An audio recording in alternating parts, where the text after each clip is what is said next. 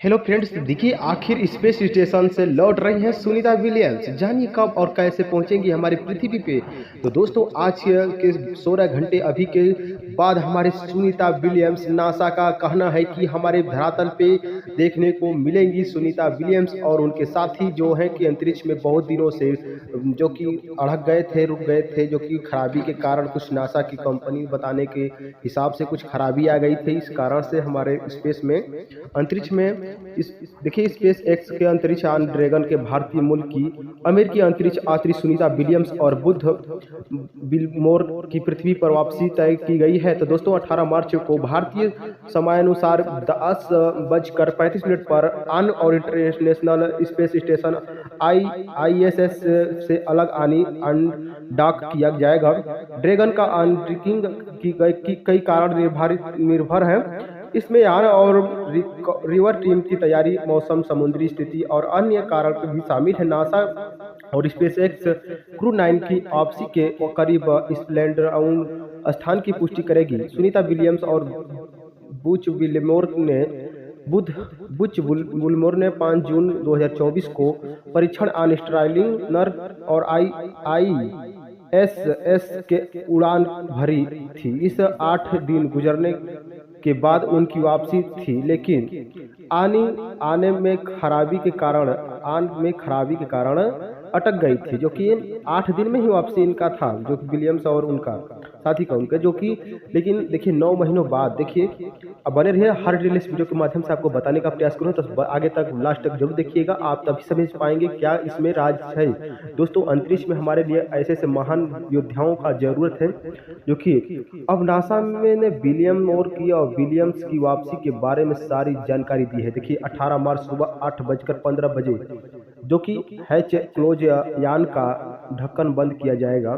18 मार्च सुबह 10:35 बजे undocking ISS से यान का अलग होना तय है, जो कि 19 मार्च सुबह 2:41 बजे डिपार्टिंग वार्नर वायुमंडल में यान का प्रवेश करेगा।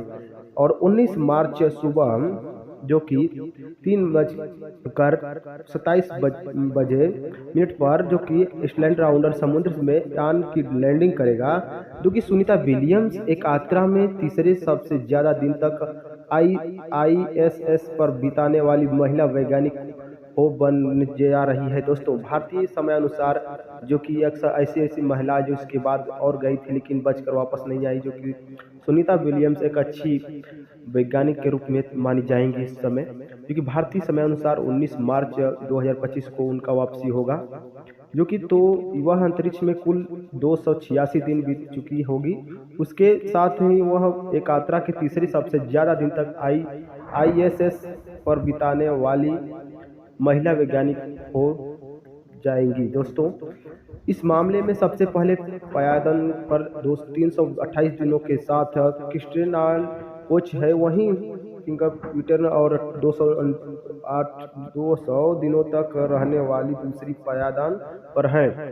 ISS के में एक बार में सबसे ज्यादा 371 दिन अंतरिक्ष यात्री बताए। कुल मिलाकर सबसे ज्यादा दिन बिताने का रिकॉर्ड 675 दिनों के साथ वापस है, जो कि अंतरिक्ष में स्पेस वॉक का रिकॉर्ड सुसान हेमले और जेम्स वोट का पास है। इन दोनों ने एक बार 8 घंटे 56 मिनट तक स्पेस वॉक किया था। सुनीता विलियम्स ने अब तक 9 बार स्पेस वॉक किया है, एक जो कि लॉन्च पे जो ड्रैगन अंतरिक्ष यान के साथ प्लांग 9 रॉकेट हैं, जो कि भारतीय मूल की अमेरिकी अंतरिक्ष यात्री सुनीता विलियम्स ने बुच विलिमोर की वापसी 16 मार्च 2025 को होनी थी, लेकिन उड़ान में पहले 12 मार्च को ड्रैगन यान के रॉकेट में खराबी आ गई है।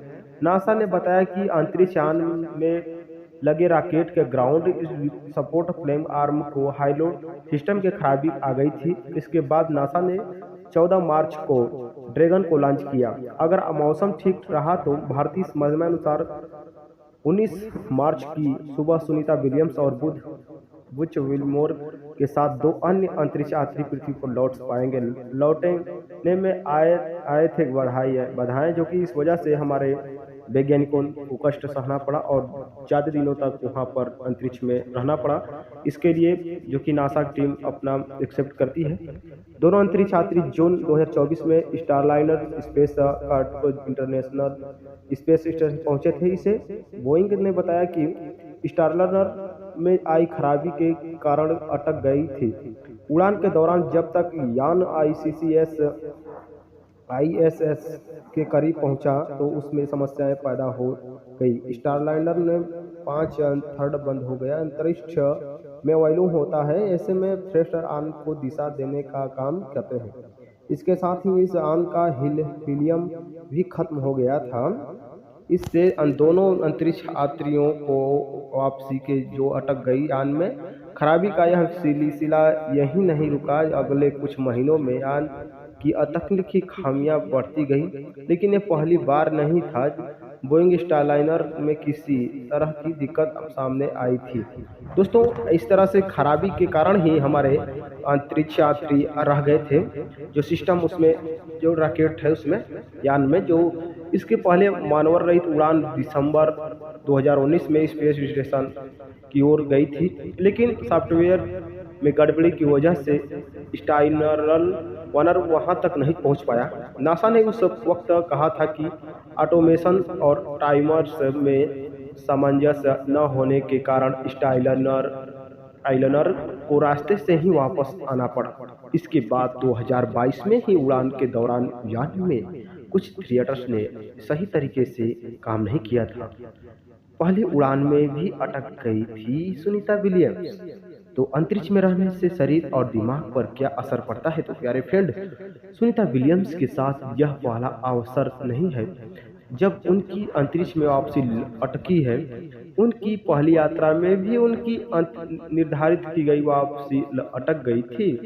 इस दौरान वह 6 से अधिक महीने ISS पर रही थी, जो कि उस समय नासा आर्टिलरिस्ट नाम के अंतरिक्ष यान का इस्तेमाल कर रहा था। कैंडी स्पेस सेंटर से उड़ान भरने के बाद उसके बाहरी सुरक्षा कवच के दरार आ गई थी। इसके बाद अंतरिक्ष केंद्र के कंप्यूटरों में भी खराबी आ गई है। सोलर पैनल की भी 4 बार मरम्मत करने की कोशिश हुई थी। इन तमाम दिक्कतों को दुरुस्त करने के आर्टिलरिस्ट से सुनीता विलियम्स के वापस लौटने को सफलता रहा। इस यात्रा के दौरान उन्हें किसी महिला द्वारा अब तक सबसे ज्यादा समय तक किया गया स्पेसवॉक का रिकॉर्ड भी बनाया था।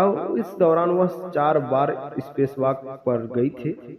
इससे पहले रिकॉर्ड अंतरिक्ष यात्री कैथरीन थारट के नाम था। उन्होंने कई घंटे के अधिक समय तक के स्पेसवॉक का रिकॉर्ड बनाया था। तो फ्रेंड, सुनीता विलियम्स और बुच विलमोर केवल 8 दिन के बीच अंतरिक्ष स्पेस स्टेशन गए थे, जिस स्पेस में उन्होंने तकनीकी खराबी के कारण वो लौट नहीं सके। उन्होंने स्पेस 9 महीने से ज़्यादा तक वक्त हो चुका है। अब उन्हें धरती पर वापसी लाने के लिए स्पेस वॉक भेजा गया। नई टीम को लेकर गया क्रू 10 सफलतापूर्वक अंतरिक्ष यात्री स्पेस स्टेशन से जुड़ा गया। अंतरिक्ष यात्रियों के अगले जो कि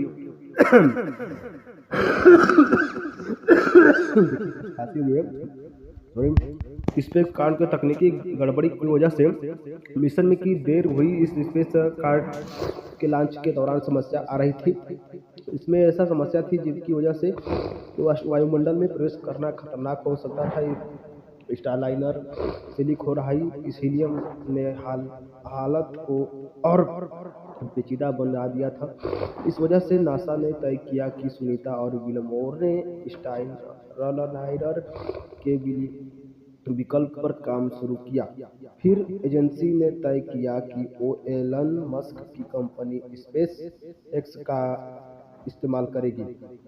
तमाम दिक्कतों की वजह से स्टारलाइनर बनाने वाली कंपनी बोइंग ने लगातार यही कहा कि उनका विमान सुरक्षित है और वो अंतरिक्ष यात्रियों को वापस लाने में सक्षम है।